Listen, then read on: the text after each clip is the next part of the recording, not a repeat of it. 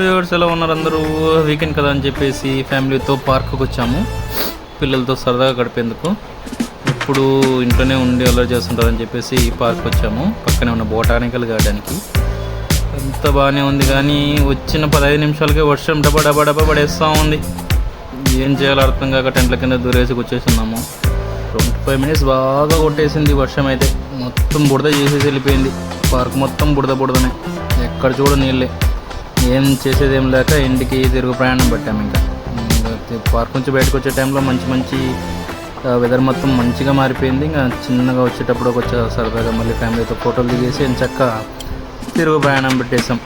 ఇప్పుడు వాతావరణం మొత్తం మారిపోయింది హైదరాబాద్లో. అప్పటికప్పుడు ఎండ బాగా వచ్చేస్తుంది, అప్పటికప్పుడు వాన బాగా పడేసి వెళ్ళిపోతుంది. మొత్తం చిత్తరి చేస్తుంది.